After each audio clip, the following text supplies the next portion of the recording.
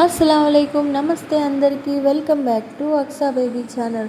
So first time మన ఛానల్ని ఎవరైతే చూస్తున్నారో వాళ్ళు తప్పకుండా సబ్స్క్రైబ్ చేసుకోండి. ఈ వీడియో నచ్చితే లైక్ చేయండి, షేర్ చేయండి, కామెంట్లో ఏదైనా డౌట్స్ ఉంటే అడగండి. సో ఫస్ట్ అయితే నేను ఈరోజు ఫిష్ కర్రీ ఎలా చేయాలో చూపించబోతున్నాను, అంటే చేపల పులుసు అనమాట. సో దీనికోసం నేను ఒక హాఫ్ కేజీ ఫిష్ తీసుకొని బాగా ఈ విధంగా ముక్కల్ని కడిగేసి శుభ్రంగా ఇందులో ఉప్పు, కారం, కొంచెం పసుపు వేసేసి బాగా కలిపేసి పక్కన పెట్టేసుకున్నాను. ఈ విధంగా ఉప్పు కారం వేయడం వల్ల ముక్కలకి బాగా పడుతుందన్నమాట.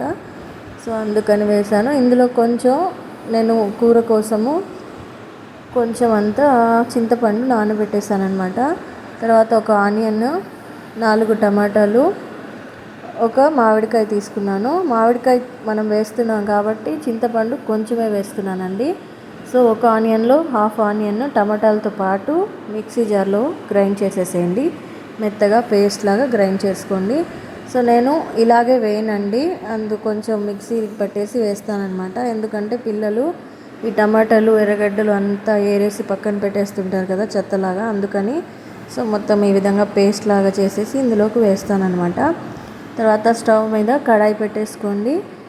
కొంచెం హీట్ ఎక్కాక ఇందులో నూనె, ఒక 2 టేబుల్ స్పూన్ల నూనె, కొంచెం ఎక్కువగానే పడుతుందండి చేపల పులుసులోకి.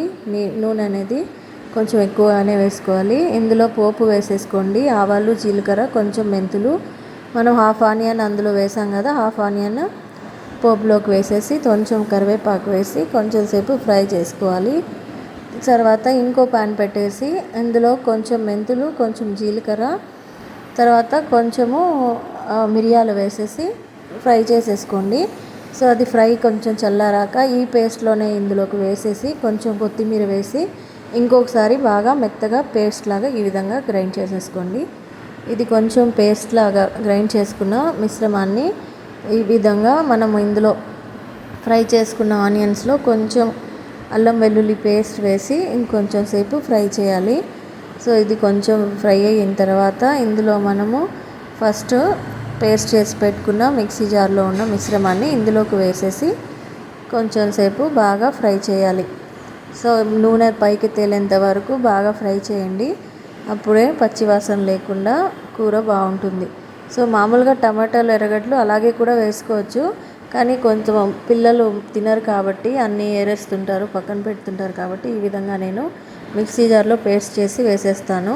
సో కూర కూడా టేస్ట్ బాగుంటుంది, అలాగే పేస్ట్లా ఉంటుంది కాబట్టి గ్రేవీ బాగా వస్తుంది అనమాట. ఇప్పుడు ఇందులో నేను కలిపి పెట్టేసుకున్న ఫిష్ ముక్కల్ని ఇందులోకి వేసేసి బాగా కొంచెం సేపు కలిపేసుకోండి.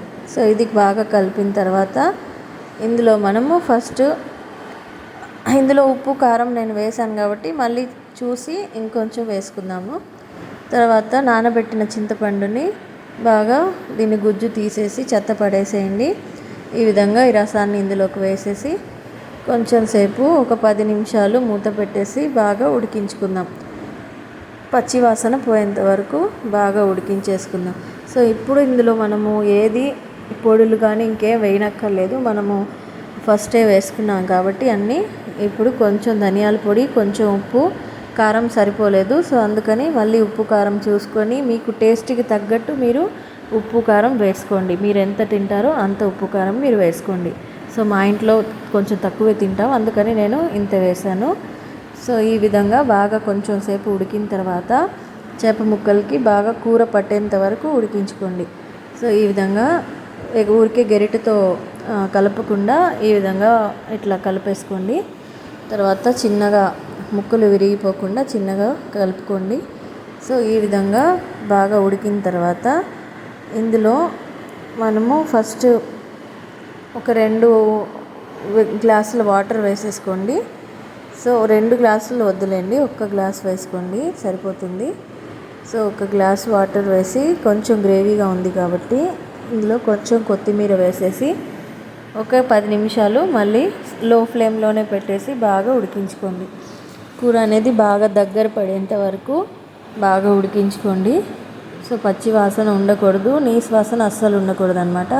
అప్పుడు వరకు బాగా ఉడికించుకోండి. తర్వాత నేను ఒక మామిడికాయ తీసుకున్నాను కదా, దాన్ని బాగా తొక్క తీసేసి ఈ విధంగా కట్ చేసేసాను. కట్ చేసి ఈ విధంగా కూరలోకి వేసేసి మామిడికాయ ముక్కలు చేప ముక్కలకి పట్టేంత వరకు బాగా ఈ పులుపు మొత్తం ఇందులోకి వచ్చేంత వరకు ఉడికించుకుందాం. సో మామిడికాయ ముక్కలు కొంచెం ఉడికిన తర్వాత ఈ విధంగా కలిపేసేయండి. బాగా కలిపిన తర్వాత చేపల కూరలోకి పైన నూనె అంతా పైకి వచ్చి తేలేంత వరకు కొంచెం సేపు బాగా ఉడికించుకోండి. సో ఇది చూసారు కదా, ఈ విధంగా. సో ముక్కలు అయితే ఉడికిపోయాయి, చేప ముక్కలు. తర్వాత ఉప్పు కారం ఒకసారి చూసుకోండి.